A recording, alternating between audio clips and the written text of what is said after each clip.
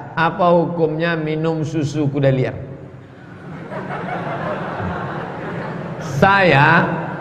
Saya naik kuda jinak, dipegang 4 orang. Bisa pula orang ini memeras susu kuda liar. Mau jumpa saya, mana orang yang bisa memeras susu kuda liar? Sedangkan kuda jinak mau pecah kepala orang di sipaknya. Assalamualaikum warahmatullahi wabarakatuh. Hai sahabat religiwan semuanya, semoga usia bertambah, istiqomah juga semakin bertambah, amal bertambah, maka bertambah pula kesiapan kita untuk tetap menebar kebaikan. Assalamualaikum warahmatullahi wabarakatuh.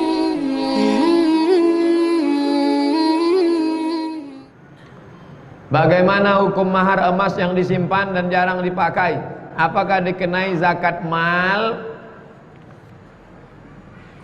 Emas punya ibu, subang, anting, gelang, rantai, cincin, gigi, tidak ada zakatnya. Menurut jumhur ulama, tak ada zakatnya. Sampai beratnya 200 misqal. 200 misqal itu 200 dinar. 200 dinar itu 850 gram, sekilo kurang seon setengah.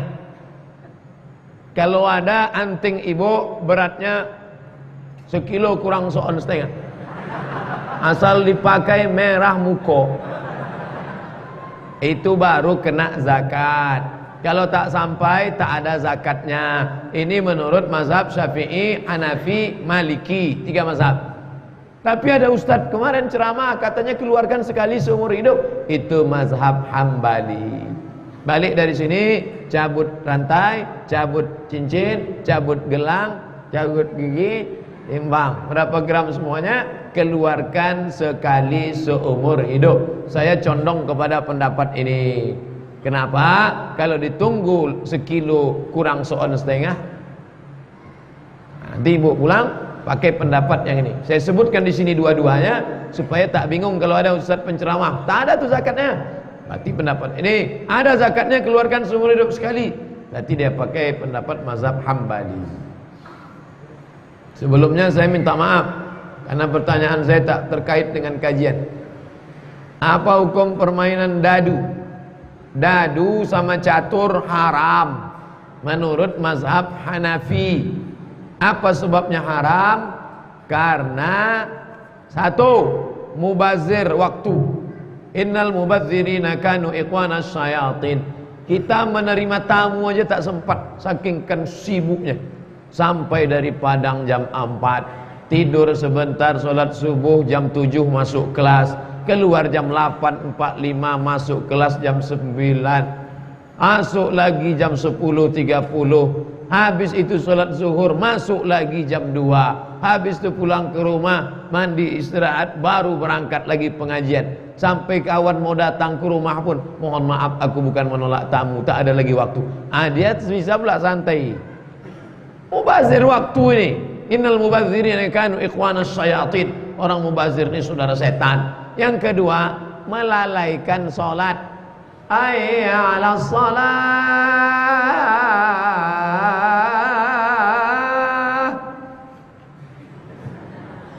Melalaikan sholat. Fawailul lil musallin. Neraka jahanam wail bagi mereka yang melalaikan sholat.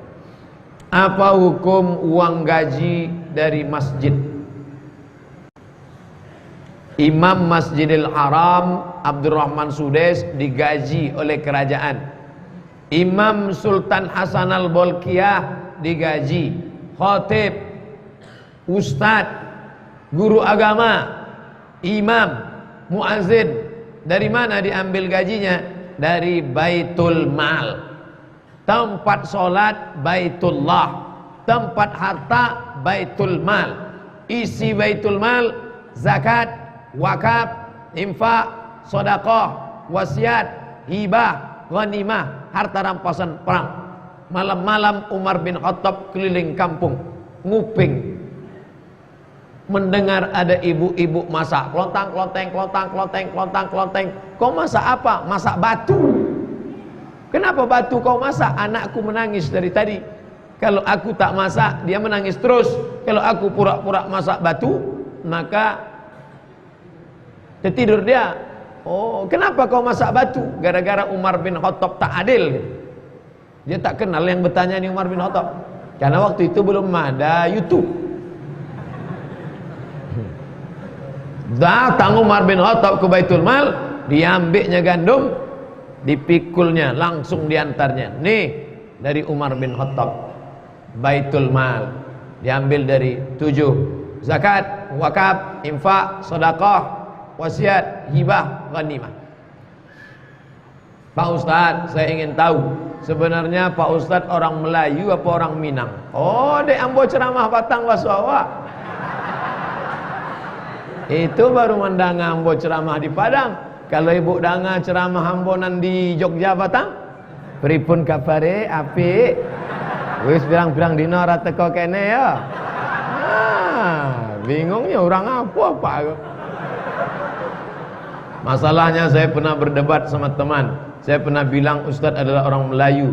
Dia ada pula bilang orang Ustadz tu Batak Ustadz tu. Aku sebenarnya orang Batak, cuma sudah lama di Jogja, maka tak kentara lagi Batakku. Biniku pun kupanggil Zeng. Rupanya bilang jeng. Saya orang Melayu. Kalau tak percaya, belahlah dadaku. Saya orang Melayu. Saya ingin bertanya, apa hukumnya menggemari menyukai film Korea?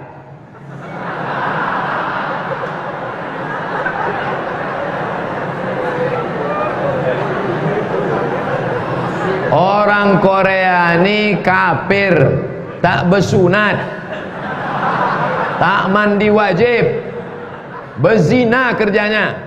Jangan suka kepada orang kafir. Man tashabbaha biqaumin fahuwa minhum. Siapa yang suka kepada orang kafir, maka dia bagian dari kafir itu. Condong hatinya kepada orang kafir, maka tontonlah qori-qoriah. Cari di YouTube qoriah, banyak qoriah di sana. Bagi anak-anak gadis qoriah. Yang anak lajang jangan menengok qoriah. Ayatnya tak ingat, muka qoriah itu ingat. Yang lajang tontonlah qori-qori. Nah, nih, jangan lagi ditonton itu sinetron Korea. Rusak. Nanti pas mau sakaratul maut datang dia ramai-ramai. Apa yang selalu kita tengok, apa yang selalu kita dengar, itulah yang akan datang waktu kita sakaratul maut nanti. Pas kita sedang datang artis-artis Korea, Sanjay Dutt, Amitabh Bachchan, datang semua. Datang orang membisikkan ke telinga sebelah kanan, la ilaha illallah. Datang dari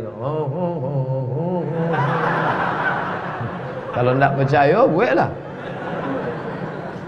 Dalam hadis Nabi, menasihati dan mengkritik penguasa yang zalim adalah wajib. Dalam sistem demokrasi sekarang, sejak diterbitkannya Perpu Ormas, ulama dikriminalisasi. Bahkan ada yang ditangkap. Ormas Islam HTI dibubarkan, FPI menyusul. Apakah kita wajib menolak Perpu Ormas nomor 2 tahun 2017? Kemarin kuliah umum Fakultas Syariah dihadiri Profesor Dr. Yusril Izza Mahendra, pakar hukum. Di situ lengkap sekali bahwa umat Islam menyalurkan aspirasinya lewat DPR supaya menyuarakan, umat Islam menyuarakan suara-suaranya lewat wakil-wakilnya. Kalau wakilnya macet, mandat, tidak bersuara, maka dalam dunia demokrasi dia harus, bahasa Malaysianya tunjuk perasaan, bahasa kitanya unjuk rasa, bahasa Arabnya muzaharah, zahara, menampakkan rasa yang ada di dalam. Jadi dalam dunia demokrasi itu biasa. Jadi kalau ada orang mengatakan unjuk rasa tak boleh, loh, kita kan tinggal di negeri demokrasi. Dalam dunia demokrasi, salah satu cara menunjukkan ketidaksukaan terhadap sesuatu adalah dengan cara tunjuk perasaan, unjuk rasa, muzaharah. Kalau anti dengan nama unjuk rasa, maka dibuat istilah yang lain, aksi damai. Tidak ada rumput yang mati, tidak ada sampah. 7 juta orang berkumpul di Monas, bisa tak ada sampah sama sekali, bersih. Ini kan luar biasa. Rasulullah mengabarkan akan ada penduduk neraka yang gigi gerahamnya sebesar gunung Uhud. Berarti penduduk neraka itu besar-besar, Pak Ustaz. Iyalah, gigi geraham sebesar Bukit Uhud. Bukit Uhud itu sebesar apa, Pak Ustaz? 7 kilometer panjangnya. Lalu kenapa disebut orang di neraka itu besar? Kalau orang di neraka sebesar ini dibakar, kan cepat habisnya. Kalau orang di neraka giginya sebesar Bukit Uhud, dibakar kan lama habisnya. Maknanya apa? Azabnya besar. Kalau gigi gerahamnya sebesar Bukit Uhud, berarti lubang hidungnya lebih besar dari. Azabnya luar biasa. Itu yang mau diceritakan. Kullama nadijat juluduhum, ketika kulit mereka hancur, gosong, terbakar, badalna juludan ghairaha, kami ganti dengan kulit yang baru. Begitulah terus menerus. Terus berapa lama? Khalidina fiha abada, kekal selama-lamanya. Makanya kita mengaku waqina azabannar, waqina azabannar, waqina azabannar. Rasulullah mengabarkan bahwasanya jika sengaja meninggalkan sholat dikatakan kafir. Lalu bagaimana jika seorang ayah seperti itu? Apakah tetap boleh menjadi wali nikah anaknya? La nikaha, tidak sah nikah illa biwaliyin, kecuali dengan wali. Wa syahidai adlin, 2 orang saksi yang adil. Walinya adil, saksinya adil. Adil itu lawannya fasik. Orang yang tak sholat secara terus menerus bisa kafir, bisa fasik. Kau kenapa tak sholat? Aku malas sholat ini, fasik. Kau kenapa tak sholat? Menurut aku sholat ini buang-buang waktu aja, kafir. Kafir sama fasik tak bisa jadi wali, tak bisa jadi saksi nikah. Makanya kalau mau nikah, tengok dulu saksi. Saksi pernikahan kita adalah orang kaya, pejabat, penguasa, alim ulama yang tak fasik, itu jadi saksi nikah, wali nikah. Jadi kalau fasik tak salah nikah, tak sah nikah. Makanya Pak Wali, Pak Kua diajaknya bersyahadat. Pak, mari kita bertobat ya. Astagfirullahalazim, astagfirullahalazim, astagfirullahalazim. Itu tujuan Pak Kua, supaya bapak itu tobat pagi itu. Setelah dia tobat baru dinikahkannya anaknya. Setelah itu baru dia tak sembahyang balik. Bagaimana cara mengingatkan agar dia mau sholat, Pak Ustaz? Dulu sudah pernah saya lakukan, tapi absennya karena tempat kerja dia belum mendukung. Pokoknya jangan pernah berhenti. Kasih dia buku tentang tanya jawab sholat, kasih dia buku ancaman-ancaman orang tak sholat. Kalau dia punya nomor WA, sharekan ceramah-ceramah Ustadz tentang dia tak sholat, tak sholat, tak sholat, sampai doa tiap malam. Jangan lupa doa. Ya muqallibal qulub, wahai engkau yang membolak-balikkan hati, balikkan hati dia supaya dia sholat. Ya Allah, apa hukum kerja di kantor pajak? Kerja di kantor pajak, ini kan masalahnya hadis tentang pajak. Katanya hadis tentang pajak, siapa yang mengutip pajak, Allah melaknat pajak. Ternyata Saudi Arabia pun menerapkan pajak. Lalu hadis yang dimaksud itu pajak tak boleh, itu pajak yang mana? Zaman Nabi ada 2 negara. Satu negara Romawi, satu negara Persia. Romawi sama Persia ini mengutip cukai pajak. Pajaknya itu untuk beli gelas raja, gelasnya dari emas. Untuk beli piring raja, piringnya dari emas. Untuk biaya raja nikah sama selir-selirnya.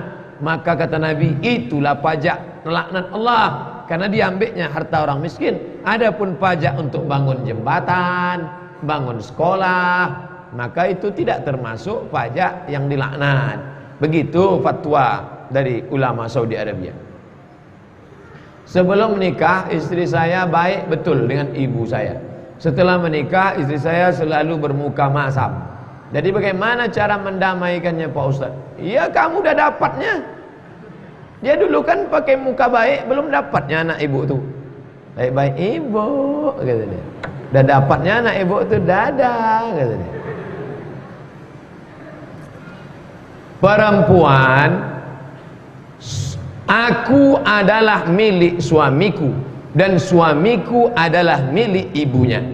Bukan hadis Nabi, dapat dari grup WA. Aku adalah milik suamiku dan suamiku adalah milik ibunya. Maka anak perempuan mesti paham itu. Laki-laki punya istri perempuan, punya emak perempuan juga mesti paham itu. Maka mesti, kalau tidak, oh kacau lah, macam Tom and Jerry dia. Saya tidak bertanya, tapi saya minta doa sama Pak Ustaz. Toko saya di depan masjid. Nanti kita doa. Di akhir majelis kita berdoa supaya dibukakan Allah pintu rezeki. Yang belum punya anak dapat anak, yang belum menikah supaya nikah, yang sudah nikah supaya bisa nikah sekali lagi. Mana tahu istrinya meninggal, ibu mau marah aja pula. Bagaimana cara sahabat membedakan apakah yang disampaikan itu hadis atau ayat Quran? Gimana cara sahabat membedakan yang di mulut Nabi ini hadis atau ayat Quran? La taktubu anni ghairal Quran. Tulis kata Nabi. Disusunnya tim penulis 40 orang. Namanya Kutabul Wahyi. Asal turun wahyu, tulis. La taktubu anni ghairal Quran. Selain Quran jangan tulis. Yang Quran ditulis, yang hadis dihafal. Gitu cara membedakannya. Tulis. Itu ayat Quran tuh. Jangan tulis kata Nabi. La taktubu anni ghairal Quran. Wa man kataba anni ghairal Quran falyamhuh. Siapa yang menulis, hapus. Tapi ada beberapa sahabat dikecualikan boleh menulis. Di antaranya Abdullah bin Amr bin As. Ya Rasulullah, ya. Boleh tak ku tulis hadis? Wallahi kata Nabi, ma kharaja minhu illa haq. Yang keluar dari sini hak, tulislah. Ada pula Nabi menyuruh tulis, namanya Abu Syah. Abu Syah ini orang Yaman. Datang dia ke Makkah. Uktubu li Abi Syah. Tolong tuliskan hadis biar bisa dibawanya balik ke Yaman. Ini pengecualian.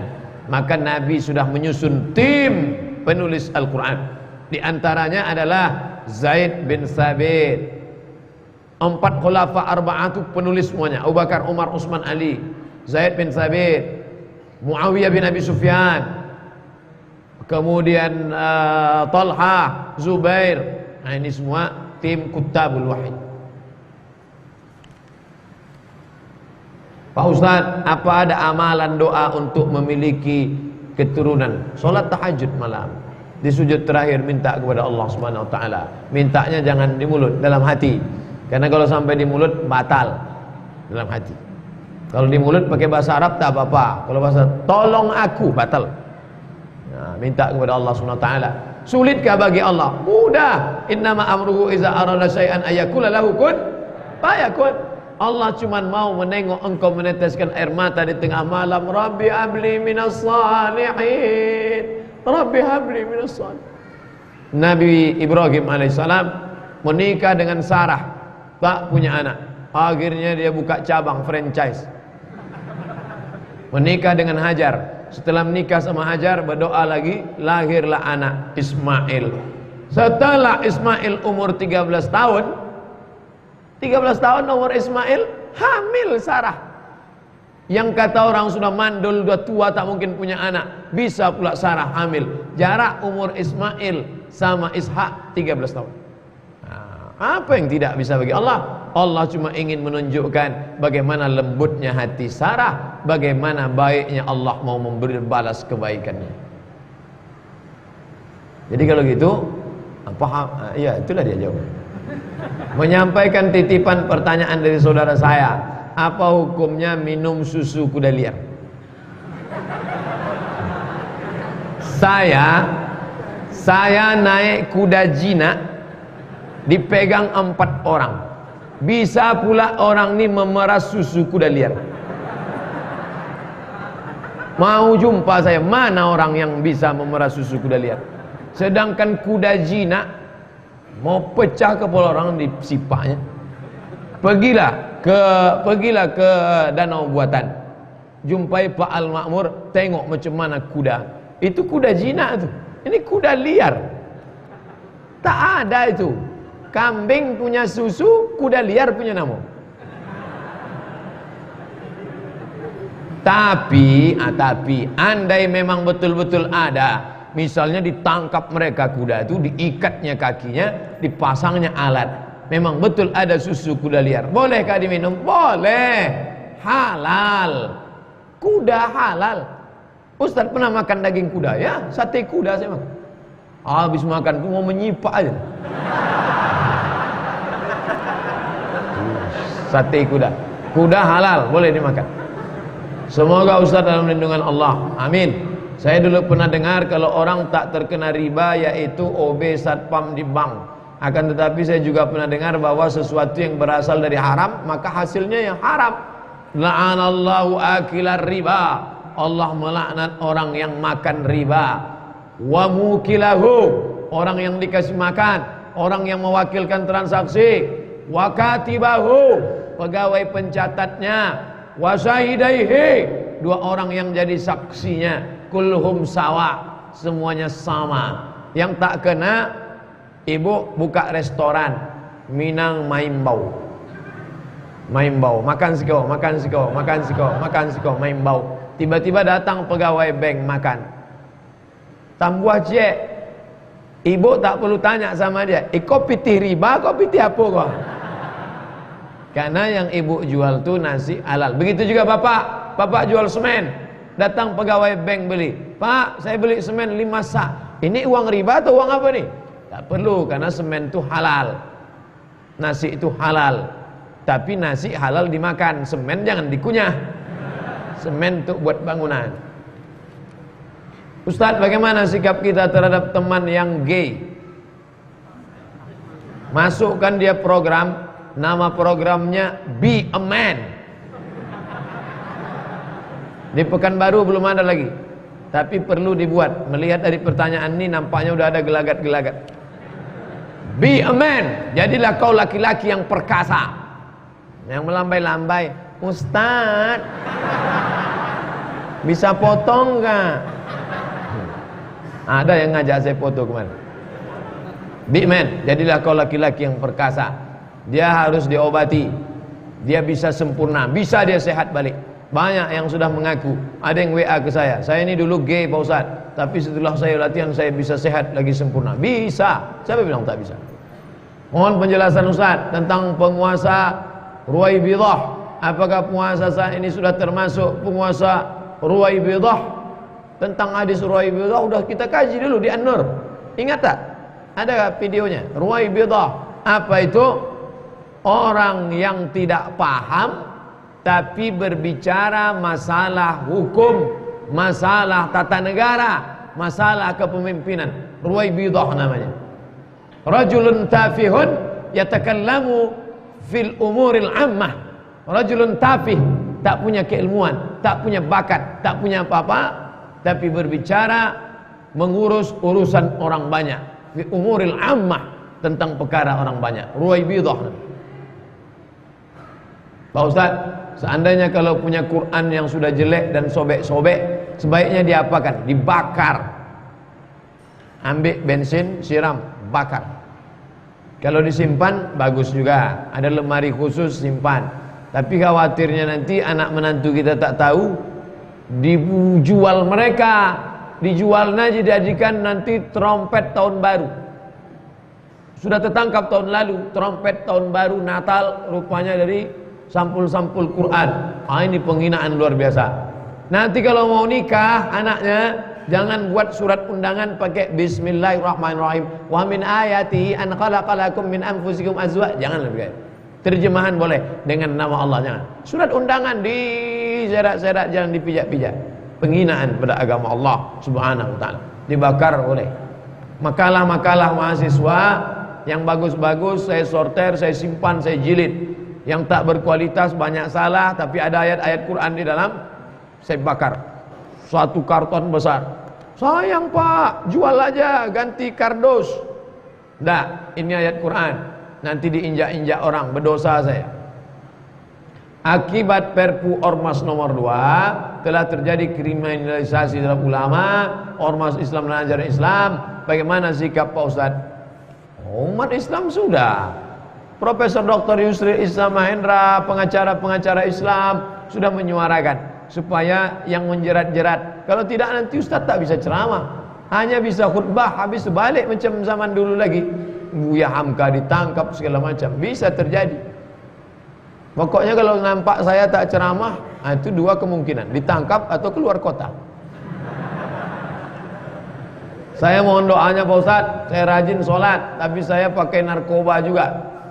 Saya mohon doa sama seluruh jamaah agar saya dijauhkan dengan namanya. Pecandu narkoba tak bisa dipenjara. Pecandu narkoba mesti ikut program rehabilitasi. Tempatnya di Indonesia 2. Yang satu BNN di Bandung, Badan Narkotika Nasional. Yang satu lagi pesantren Abah Anom, Suryalaya, Tarekat Qadiriyah Naqsabandiyah. Nanti disiram pakai air, lalu dizikirkan la ilaha illallah, la ilaha, lahir pergi hantu-hantu setan yang menggoda. Jangan dibiarkan gitu saja. Adikku jangan kau malu, nanti saya kenalkan sama ormas, organisasi sosial kemasyarakatan, NGO, non-government organization, supaya nanti disalurkan ke rehabilitasi. Sudah banyak yang ikut, alhamdulillah sehat. Saya termasuk diajak untuk membimbing. Nanti setelah dia sehat, dikerjasamakan dengan dinas sosial, dikasih ceramah, dikasih modal untuk jualan, untuk usaha baru supaya bisa bermasyarakat. Disehatkan dulu. Karena kalau disimpan dia sakit. Orang sakit tak bisa dimarahi, orang sakit tak bisa dipenjara. Dia harus disembuhkan penyakitnya. Jangan malu punya anak, punya keluarga pecandu narkoba. Karena kalau kita malu, kita membiarkan dia, nanti akhirnya dia mati, sakau segala macam. Nanti saya kasih nomor. Saya minta nomornya 4 mata Pak Ustadz. Jangan 4 mata, 3 pun bisa saya kasih. Pak Ustadz, anak saya ini kena narkoba Pak Ustadz, tolonglah doanya Pak Ustadz. Sebentar ya, doanya ya catat 0813. Doa apa tuh Pak Ustadz? Nomor BNN. Saya tak mau lah anak saya ditangkap, terserah saya bilang. Akhirnya 2 bulan depan jumpa, senyum. Ibu kok senyum? Alhamdulillah anak saya sudah ditangkap. Bulan berikutnya sudah sehat. Bulan berikutnya sudah bisa bermasyarakat. Saya mimpi dimasukkan setan ke dalam tubuh saya. Setelah masuk setannya, tiba-tiba saya langsung sadar. Sekarang saya selalu merasakan ketakutan dan selalu berdebar-debar.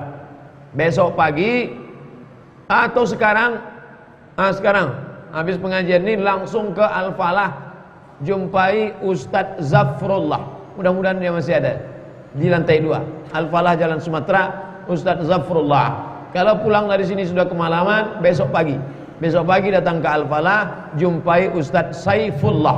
Ujungnya sama-sama Allah. Kalau siang Saifullah, kalau malam jadi Zafrullah. Ustadz kita bidang ruqyah datang. Kalau penuh, pergi ke rumah sakit ibu dan anak Zainab. Ingat ibu, ingat anak, ingat Zainab. Di basement bawah ada tempat ruqyah. Minta ruqyah. Tapi nanti pulang ke rumah ruqyah sendiri. 7. Pertama baca Al-Fatihah. Setelah itu baca awal Al-Baqarah 5 ayat, wa ulaikumul muflihun. Setelah itu baca ayat kursi. Setelah itu baca ujung Al-Baqarah 3 ayat dari lillahi mafiz. Habis itu kulhu 3 kali, wal falaq sekali, qul binas sekali. 7. Tiupkan ke telapak tangan. Sapukan ke muka, ke kepala, ke badan. Sudah itu ditiupkan ke air. Tiupkan ke air. Yang 7 tadi. Habis itu air itu diminum.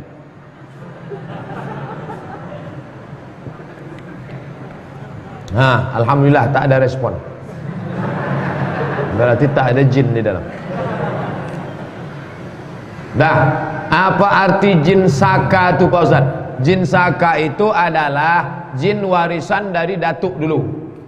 Datuk kita berkawan sama jin. Mereka menjalin MOU, Memorandum of Understanding between me and you. Setelah datuk awak mati, nyo datang ke apa awak. Setelah bapak kita mati, dia pun datang ke kita. Pas kita sedang duduk-duduk, dia datang. Hai Abdul Somad, aku adalah jin Saka yang dulu dekat dengan datukmu. Setelah datuk kau mati, aku tetap hidup. Aku datang ke bapakmu. Setelah bapakmu mati, aku tetap hidup. Sekarang aku datang kepada engkau. Maukah engkau melanjutkan pertemanan ini? Wih, aku tak perlu berteman dengan engkau, karena temanku di FB fanpage sudah 1,5 juta. Kalau kita menjalin hubungan sama dia, maka dia akan terus. Dia berdiam diri dalam cincin, cincinnya dijaga. Nanti kita mati, datang dia ke anak kita. Dia berdiam diri dalam keris, kerisnya dimandikan setiap malam 1 surah dengan 7 air kembang, air limau, air jeruk, air macam-macam. Nanti dia datang terus, maka tinggalkan sampai akhirnya dia pergi. Kita bacakan ayat-ayat ruqyah, dia tak bisa ikut sama kita. Dia mau ikut makan, kita baca Allahumma barik lana fima razaqtana wa qina azabannar, dia tak bisa ikut makan. Dia mau ikut tidur sama kita, kita baca bismika Allahumma ahya wa amut, dia tak bisa ikut tidur. Dia mau ikut kamar mandi, kita baca Allahumma inni a'udzubika minal khubuthi wal khaba'is. Dia mau ikut menjalin hubungan, kita baca doa hubungan, maka tak bisa. Akhirnya lama-lama dia tak sedap di sini, kata dia pun cabut. Carinya tempat main. Nah, itu tentang jin Saka tadi. Bagaimana cara membuka hati suami biar gampang dibawa mengerjakan sholat? Ibu, nanti malam sholat tahajud, habis itu sholat hajat. Usolli sunnatal hajat rakaataini. Aku berhajat supaya hati suamiku ini lembut, ya Allah. Habis itu besok pagi pergi ke toko buku, belikan buku ancaman bagi orang yang tidak sholat. Kasih saya. Apa nih? Baca aja lah bang. Setelah itu kalau dia punya nomor FB, punya nomor WhatsApp, kirim video-video pendek. Siapa yang tak sholat, kafirlah dia. Sasek Ustaz Anggo. Tak apa-apa. Jangan lupa, ad-doa silahul mu'min. Doa senjatanya orang beriman. Ibu-ibu panggil anak lajangnya, sini kau sembahyang, solat.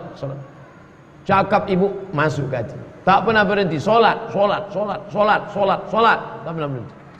Ketika ibu berhenti ngomong, kenapa Ustaz dari tadi ibu aja? Ibu yang pernah ditumpangnya perut ibu 9 bulan 10 hari, mengalir darah ibu dalam darah dia. Detak jantungnya itu ada detak jantung ibu dalam. Maka kalau ibu ngomong, walaupun dia melawan, masuk ke dalam. Tidak ada doa yang lebih makbul daripada doa ibu kepada anak. Sama seperti doa Nabi kepada umat. Maka ibu, luar biasa ibu. Ibu kasih tahu sama anak. Ini istri tadi sampaikan ke mak mertua. Mak mertua tolong suamiku sholat. Kata mak mertua, aku pun tak sembahyang tadi.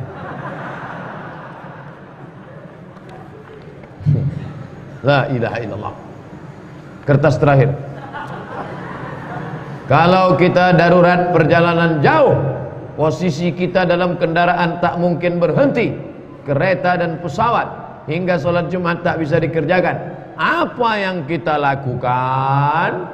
Sholat zuhur jamak takhir dengan asar. Sampai di tujuan, sholat apa dulu?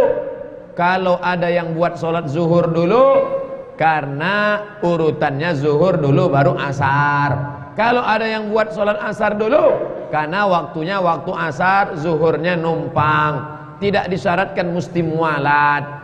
Bisa zuhur dulu atau asar dulu kalau jamak takhir. 2. Fakta di kampung-kampung sekarang banyak masjid dekat-dekat, jamaahnya masing-masing tak ramai. Bagaimana hukum bangun masjid saling berdekatan itu? Dan ada pernah bilang kalau tadi anjurkan bangun masjid selagi suara azannya masih terdengar. Ini Masjid Al-Azhar Kairo, ini jalan raya, ini Masjid Kepala Husain. Masjid Al-Azhar Kairo, jalan raya, Masjid Husain. Di belakang Masjid Al-Azhar Kairo ada pula Masjid Sidi Dardir. Habis itu di belakangnya lagi ada pula Masjid Syekh Soleh Al-Ja'fari. Masjid paling banyak di Kairo. tapi sesuai dengan jumlah kepadatan masyarakatnya. Kalau masyarakatnya tidak padat, tidak penuh, tidak dianjurkan membangun masjid. Apalagi dalam mazhab Syafi'i, kalau kurang 40 jamaahnya tak sah sholat Jumat. Bangun masjid, bangun masjid, bangun masjid. Bagus bangunkan MDA. Nah, ini bagi yang makan bangun akan datang. 3. Ustadz, tolong ajarkan, praktekkan bagaimana cara berniat sholat dalam mazhab Syafi'i. Kalau kita khawatir was-was, bukankah dilafazkan? Bagaimana menggabungkan lafaz niat dalam takbir? Ini takbir. Allah. Ini takbir. Dari sini bar kemana? Allahu Akbar. Ini niat. Aku sholat maghrib 3 rakaat jadi makmum karena Allah. Sejalan nih. Allahu Akbar. Tak boleh lebih, tak boleh kurang. Allahu Akbar. Tak saya dengar niatnya. Mana dengar? Dia kan dalam. Ambo sholat maghrib 3 rakaat mengikuti imam karena Allah Ta'ala. Dari A sampai bar. Mazhab Syafi'i. Allahu Akbar. Usalli fardal maghribi 3 rakaatin adaan ma'muman lillahi ta'ala. Itulah yang di dalam. Allahu Akbar. Sah. Tapi jangan dibisikkan setan, tidak sah, kau tidak sah. Kita usaha aja. Bisa alhamdulillah, tak bisa la yukallifullahu nafsan illa wus'aha. Itu mazhab Syafi'i. Tapi kalau mazhab Hanafi, Hambali, Maliki ndak, sebelum takbir. Sebelum takbir dipasang Allahu Akbar. Makanya pendek aja takbirnya. Allahu Akbar. Kok pendek? Rupanya dia pakai mazhab Hanafi, Hambali, Maliki. Kalau Syafi'i panjang, karena di dalam takbir itu dia berniat Allahu Akbar. Saya berniatnya sebelum takbir, sah. Saya berniatnya di dalam takbir, sah. Sesudah takbir baru berniat, tak sah. Mana sah? Sesudah takbir Allahu Akbar. Zuhur apa asar? Asar aja lah. Oh, tak sah. Batal salat, ulang balik. Bagaimana hukumnya menghadiri undangan pernikahan yang hamil di luar nikah? Ada laki-laki berzina sama perempuan, habis itu hamil 3 bulan, nikah dia, datang kita undangan. Apa hukumnya? Ya boleh. Jangan jadi saksi nikah. Jangan hadir waktu saksi akad terus. Datang aja undangan, makan. Makan. Barakallahu lakuma wa baraka alaikuma wa jama'a bainakuma. Dah, balik. Bagaimana hukumnya menghadiri undangan pernikahan orang hamil luar nikah? Terus hukum bagi saksi yang menikahkannya? Ini nikahnya sah. Apakah sah nikah ini? Sah. Perempuan hamil menikah sama laki-laki yang menzinahinya, nikahnya sah menurut mazhab Syafi'i. Yang jadi masalah bukan nikahnya itu. Yang jadi masalah nanti anaknya lahir nggak bisa pakai bin bapaknya. Nanti kalau bapaknya mati, si anak tak dapat harta warisan. Kalau lahir anaknya laki-laki, tiba-tiba lahir adiknya perempuan, mati bapaknya, si adik ini mau nikah, dia tak bisa jadi wali karena dia bukan saudara saya, hanya saudara sama tak bisa jadi wali. Yang keempat, kalau anak nanti gadis, bapak ini tak bisa mewalikannya. Kenapa? Karena anak ini sudah ada sebelum akad. Al-wadalu lil firash, nasab baru diakui kalau sebelum akad. Ini anak saya Pak Ustadz, rambutnya, matanya, cobalah tengok mirip tak laku. Tak laku sekedar mirip. Ini surat DNA dari Singapura, DNA tak laku. Salah saya apa? Kau mencoblos sebelum hari H. Itulah maka nasab kau tak diakui. Dah, jaga anak-anak kita, jangan sampai dia berzina. Remaja ni jahat, nakal, betul. Tapi orang tua lebih jahat karena memberikan kesempatan untuk berzina. Kalian duduk dulu ya. Bapak ada di belakang. Itu artinya sama, berzina kalian ya. Berzina ya. Zina. Pak, pergi kami jalan-jalan ya. Iyalah, pergi senangnya. Bonceng, bonceng, bonceng, bonceng, bonceng, gembung masuk angin. Oleh sebab itu jaga anak-anak kita. Jaga anak-anak gadis kita. Alah, Ustaz Somad itu jaga anak gadis kita, jaga anak gadis kita. Macam anak gadis dia udah selamat aja. Anak saya laki-laki. Tapi berat juga tanggung jawabnya. Anak laki-laki kita tengok. Dia bonceng anak gadis orang, kita tanya, mau dibawa kemana hubungan ini? Tanya begitu. Ala hadhihi niyah al-Fatihah. A'udzubillahi minasyaitonir rajim. Bismillahirrahmanirrahim. Alhamdulillahi rabbil alamin. Arrahmanir rahim. Maliki yaumiddin. Iyyaka na'budu wa iyyaka nasta'in. Ihdinas siratal mustaqim, siratal ladzina an'amta 'alaihim ghairil maghdubi 'alaihim waladdallin. Amin. La tada' lana dzamban illa ghafartah. Segala dosa silap salah kami ampunkan ya Allah. Wala aiban illa satartah. Segala aib cacat kami tutupi ya Allah. Wala musafiran illa wasaltah. Saudara-saudara kami yang musafir datang jauh dari Sumatera Utara malam ini, berikan perjalanan selamat pergi dan pulang ya Allah. Wala maridan illa syafaitah. Keluarga kami yang kau uji dengan penyakit, sehatkan dengan sembuh yang sempurna ya Allah. Wala raghiban illa anjabtah. Yang ingin punya anak, berikan mereka anak-anak yang soleh dan solihah ya Allah. Wala aziban illa zawajtah. Yang akan menikah, mudahkan urusan nikahnya, berikan jodoh yang soleh dan solihah ya Allah. Wala mumtahinan illa najahta. Yang sedang ujian kerja, kuliah, sekolah, maka berikan nilai terbaik dengan kelulusan yang murni ya Allah. Wala mayitan illa rahimtah. Yang meninggal dunia, curahkan rahmat, ampunan dan kasih sayangmu ya Allah. Rabbana fir lana dzunubana wa liwalidayna warhamhuma kama rabbayana shaghira. Wa sallallahu ala sayyidina Muhammad wa ala alihi wa sahbihi wasallam. Walhamdulillahi rabbil alamin. Taqabbalallahu minkum minna wa minkum taqabbal ya karim. Terima kasih segala perhatian. Mohon maaf banyak silap salah. Assalamualaikum warahmatullahi wabarakatuh.